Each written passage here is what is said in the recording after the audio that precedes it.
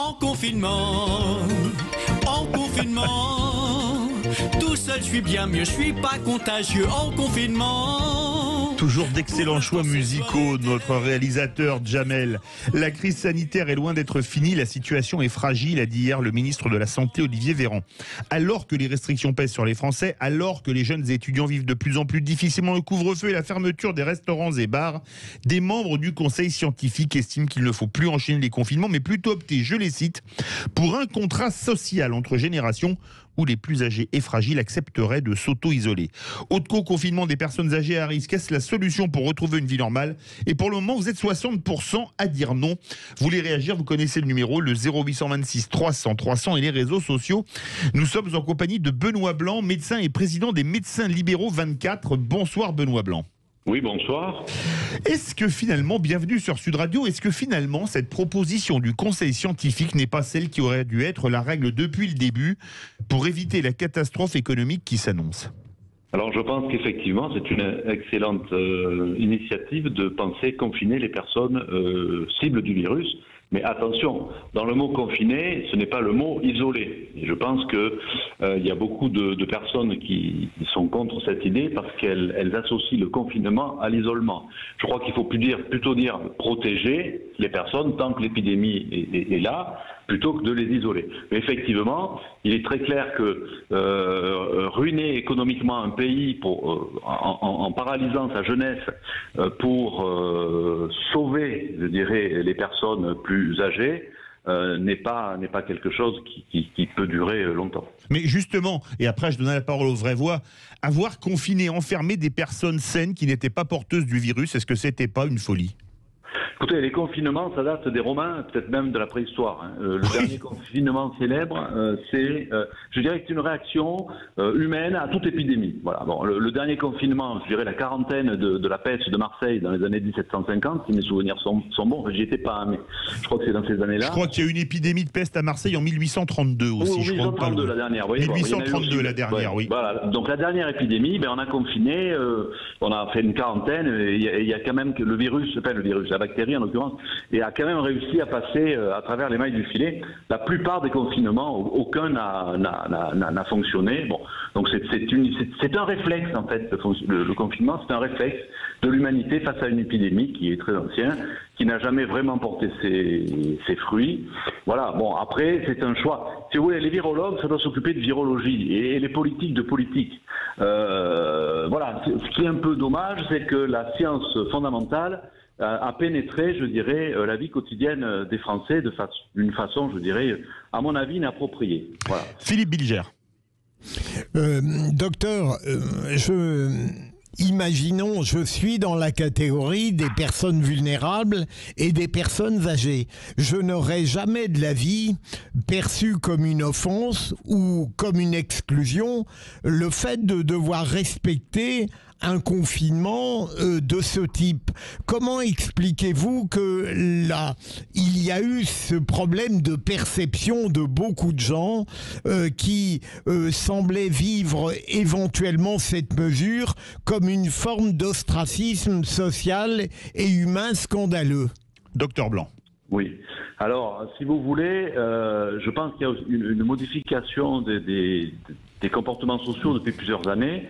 D'un certain côté, on a promis aux gens, je dirais, les médecins sont un peu coupables, ils ont fait un peu un péché d'orgueil, je dirais. On a promis les essors de la médecine, on fait naître énormément d'espoir dans nos sociétés, et on a repoussé, bien évidemment, l'espérance de vie qui a doublé en 100 ans, quasiment, chez l'homme et chez la femme. Et donc, on a, les gens, d'une certaine façon, n'ont plus, je dirais, ont une impression d'éternité ou que la mort n'est plus quelque chose qui est acceptable. Donc, il y a ça la première problématique.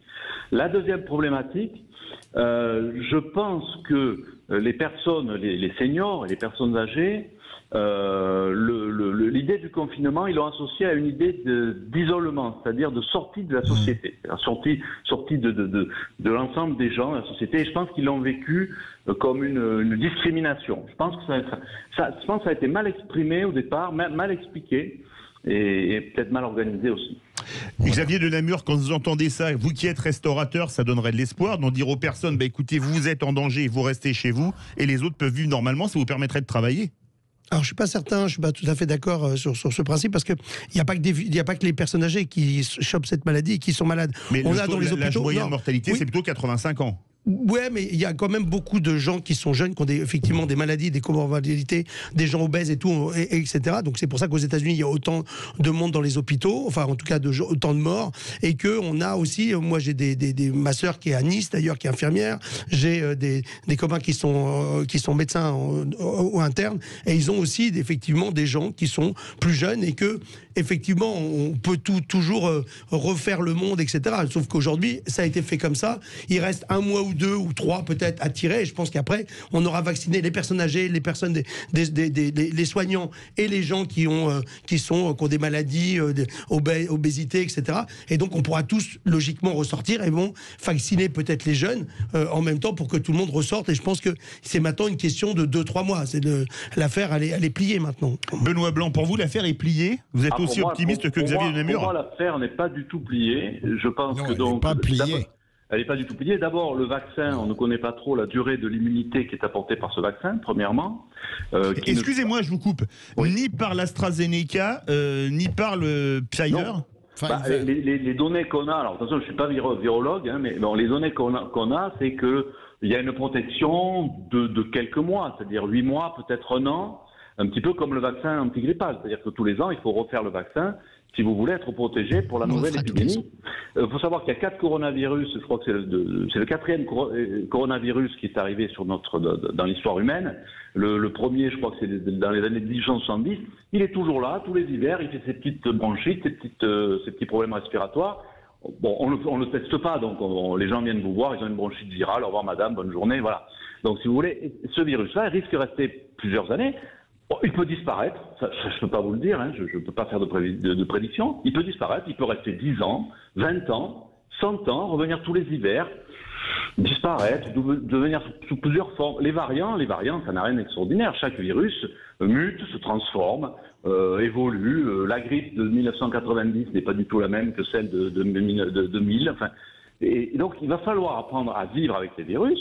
Et je crois que ce qui est important, c'est de profiter de cette épidémie pour faire du sport, perdre du poids, bien soigner ses pathologies, son diabète, son hypertension, bien suivre les règles, pas les règnes, mais vous voyez, lapsus, les règles hygiéno-diététiques. Je pense travailler aussi sur l'écologie, sur une qualité de vie, une bonne immunité, etc. La santé, ce n'est pas l'absence de maladie. La bonne santé, ce n'est pas l'absence de maladie. Hein, l'OMS l'a défini. C'est un état associant, donc un bon état physique, psychique, moral, etc., ce que vous voulez. Donc, il faut avoir du travail, il faut être heureux en couple, avoir une vie sexuelle, il faut bon, bref, quoi. Une utopie, quoi. C'est ça. Une utopie, Oui, bien sûr, c'est une utopie, c'est un but à atteindre. Non, mais il y a peut-être quand même, on arrive au terme d'un processus, c'est-à-dire qu'au départ, on ne connaissait pas grand-chose sur le virus. Malgré tout, aujourd'hui, on avance un petit peu. On a les premiers chiffres de mortalité qui montrent quand même qu'entre 15 et 45 ans, je crois, alors c'est discutable, c'est entre 60 et 90 morts, mais ça n'est pas signifiant. 50% des morts ont au-delà de 90 ans. On commence maintenant à avoir des chiffres qui commencent à être consolidés. Alors effectivement, c'est pas lié aux nouveaux variants qui arrivent, mais on voit quand même que effectivement, avoir enfermé tout le monde était une absurdité.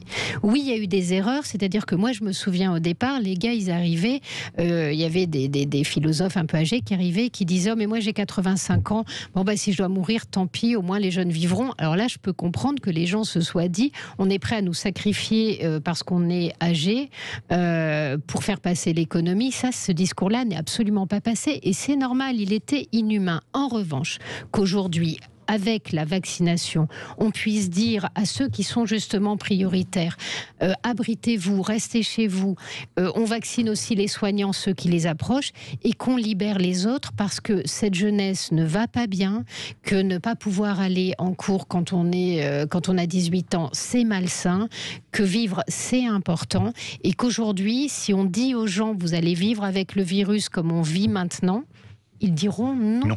Non, mais ça va, le truc, c'est que ça ne va pas durer. Encore une fois, je pense que faut penser que aujourd'hui, on est dans la dernière phase. Donc, les vaccins sont en train d'arriver. On aura vacciné toutes les personnes âgées, etc. Donc, on va avoir encore peut-être, moi, je pense, pour nous, les restaurants, des protocoles à partir de mai-juin qu'on va tenir jusqu'en septembre-octobre. Et après, la vie va reprendre. C'est-à-dire qu'à un moment, vivre avec le virus, il n'y a pas de problème parce qu'on aura vacciné les gens. Et s'il faut faire revacciner les gens chaque année, comme on fait pour la grippe, les personnes âgées et tous les autres qui n'auront pas besoin de vacciner, comme la brique, et voilà, et puis c'est tout, et ça va repartir. Docteur Blanc, avant de retourner au 0826 300 300, je vais faire une synthèse de Céline Pina et de Xavier de Namur. Se faire vacciner tous les ans, vous l'avez dit, ils l'ont dit, très bien, mais le virus de la grippe, on le change tous les ans, hein. Il y a plusieurs souches, il y a je crois Pékin, Shanghai, Yamagata, etc. Là, comme le virus y mute, est-ce que ça va marcher? Est-ce qu'on va pas se planter comme parfois on se plante de souches pour la grippe? Il faudra qu'on fasse comme la grippe, c'est-à-dire qu'il y a un observatoire qui anticipe. La grippe, il y a un observatoire, on dit, en fait, on suit le virus de la grippe est amené par les oiseaux migrateurs. Bon, c'est leur guerre bactériologique à eux. Nous, on les mange, surtout en Dordogne, les canards, par exemple, les oies, et ils se vengent. Bon, voilà. Et donc, on observe un peu dans le monde ce qui passe. On est capable de dire quelques mois avant l'hiver, parce que c'est un virus saisonnier, on dit, attention, cette année, il va y avoir tant de pourcents du virus, tant, etc. Bon. Et on fait un vaccin adapté. Et des fois, au dernier moment, boum, c'est pas le bon virus qui ressort, dominant. Et donc là, les gens vous disent, j'ai attrapé la grippe, j'étais vacciné, je veux plus me faire vacciner. Vous voyez, bon. Donc, on est dans ce travail-là. Peut-être qu'il faudra faire la même chose pour le coronavirus. Il peut très bien y avoir un observatoire du coronavirus. Je ne sais pas comment ça va se passer, mais c'est une possibilité. Je vais vous donner un exemple très concret. J'ai vacciné la semaine dernière une dame de 100 ans. Ah oui. Amenée par sa fille. Et avec quel vaccin? Avec le Pfizer à l'hôpital de Bergerac. Donc cette dame arrive et me dit, écoutez docteur, je ne vois pas pourquoi je suis là. Et je lui dis, madame, c'est pour vous vacciner contre le coronavirus. Et elle m'a dit, il y a certainement des personnes qui auraient pu bénéficier de mon vaccin, qui en avaient plus besoin, plus jeunes que moi. Moi, vous savez, j'ai 100 ans, que je meurs de ça ou d'autre chose, c'est la vie. Voilà ce que m'a dit cette centenaire. Oui. J'ai trouvé ça... Bon, vous voyez ce que... Ah oui. Voilà. Bon, c'est remarquable. Alors par contre, la finalité, c'est que si elle est malade, elle va occuper une place en réanimation, etc. Elle va saturer le système de soins, parce que la problématique est là. Mais vous voyez un petit peu voilà, les seniors se posent quand même la question, et puis il y a des seniors qui vous disent, moi j'ai mes petits-enfants qui sont au chômage, les couples qui se séparent, on a des situations, et les seniors s'en rendent compte quand même. Ils disent, voilà... Docteur Blanc, on part au 0826 300 300, pas très loin de la Dordogne, même si c'est encore le sud-ouest. Direction Toulouse. Bonsoir Violette. Bonsoir. Alors vous, qu'est-ce que vous en pensez? Vous avez entendu le docteur Blanc qui vous dit, moi j'ai vacciné une patiente qui avait 100 ans la semaine dernière qui m'a demandé pourquoi moi on me vaccinait. Alors, j'aurais tendance... Alors, c'est assez difficile de monologuer, j'y préfère le débat, mais je ne sais pas combien de temps j'aurai. Allez-y, vous avez 2 minutes. Mais j'aurais tendance à dire que l'exemple individuel ne fait pas une décision politique, et je pense que ce monsieur avait raison de dire que la science était intervenue dans la politique. Je pense qu'elle ne doit pas s'y substituer, parce que la science fait son travail avec ses critères d'évaluation, et que effectivement la politique s'encombre de bien d'autres critères de décision, puisqu'elle doit s'encombrer de celui du bien commun, notamment de questions philosophiques également. Et je pense que jouer sur les mots, c'est faire c'est pas la bonne solution. Dire protéger le d'isoler, bon, ça veut dire quoi au final? Oui, je pense qu'il faut parler de sacrifice. Il faut, parce que je pense que c'est le sentiment général. J'ai 30 ans, je fais partie de ceux qui sont sans doute le moins impactés, et je peux pas m'empêcher de voir que tout le monde a envie de tirer la couette de son côté. Et je pense que si j'avais 80 ans aujourd'hui, ma priorité, 80 ou 90, ma priorité, ce serait de bien mourir ou de bien finir ma vie. Et c'est pas une question d'espérance de vie, c'est de choisir ce qui font d'une qualité d'existence, en fait. Et je me demande où se trouve l'égalité à cet endroit-là. On parlait de l'histoire des virus tout à l'heure. Moi, j'aimerais bien qu'on parle de l'histoire des mœurs. C'est-à-dire à quel moment on a commencé à arrêter de considérer que la vieillesse avait un rôle, que la vieillesse avait, alors je ne pense pas dire quelque chose de tabou en utilisant ce mot-là d'ailleurs, que la vieillesse avait aussi des droits. Et je ne pense pas que la jeunesse ait moins de ressources la vieillesse. On va faire réagir, merci beaucoup Violette de Toulouse, on va faire réagir Benoît Blanc. Vrai sujet de société que pose Violette, docteur Blanc. Tout à fait, je souscris tout à fait à ce qui a été dit par Violette.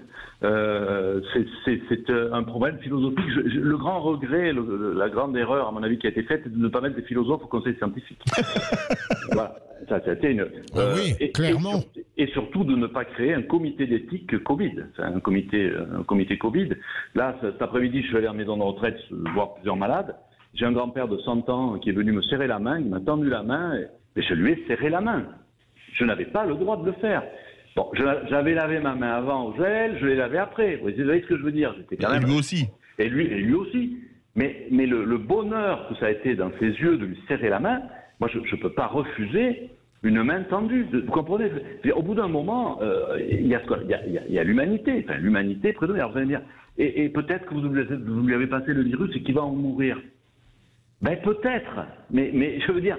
Vivre, c'est prendre des risques. La vie est un risque. Vous levez le matin, vous ne savez jamais si à midi vous serez encore là. Hein. Ça, mais même si vous levez à 8h, si vous savez pas si vous serez encore là à 8h01, voire à 8h02, ça peut malheureusement aller très vite. Donc, merci beaucoup, docteur Benoît Blanc, médecin et président des médecins libéraux. Verdict sur Twitter. Autoconfinement des personnes âgées à risque. La solution pour retrouver une vie normale? Eh bien, vous êtes 59% à dire non. C'est assez surprenant. Vous êtes 59% à dire non.